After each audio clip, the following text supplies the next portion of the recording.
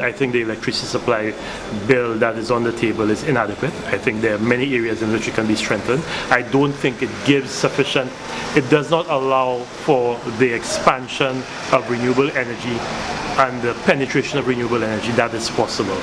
It is probably still a little bit too utility focused, and there is a lot that can happen in the energy sector that does not depend on the utility. One of my last acts as a minister in Parliament was to decouple generation from transmission and distribution in the Electricity Supply Act. Lucelec has an 80-year monopoly for the generation, had an 80-year monopoly for the generation, transmission and distribution of electricity from 1965 to 2045. That monopoly ends in 2045. So it meant that nobody else except Lucelec could generate electricity, transmit and distribute it.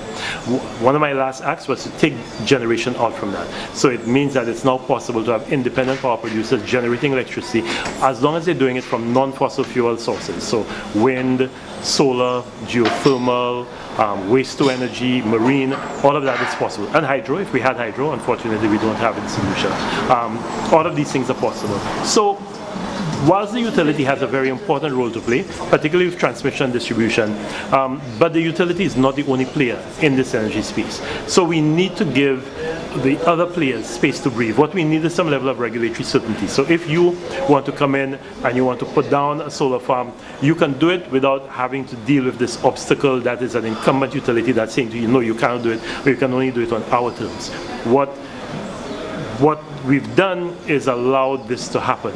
My fear is that this legislation is a step back. It's a step back that looks at the utility as the big player in the room. Look at what's happened in Barbados. Barbados moved from a situation of having very little renewable energy penetration.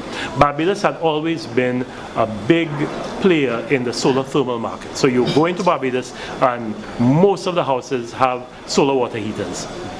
Excellent penetration. What Barbados has now done, as a result of a very simple statement followed up by strong policy, statement by Prime Minister Miyamoto, who said, look, the wind and the sun are God's gift to us. And as far as she's concerned, we should not be legislating people away from using wind and sun. And her dream is to see almost every home in Barbados with solar panels on the roof and an electric vehicle outside.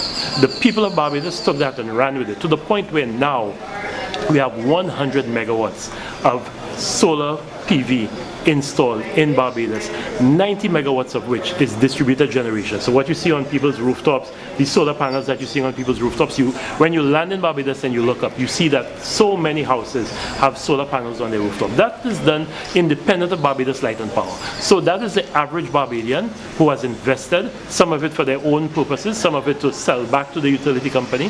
So it is possible for us to cause this energy revolution to take place, this ARI revolution to take place, without the utility having to spend money, without the utility having to make an investment.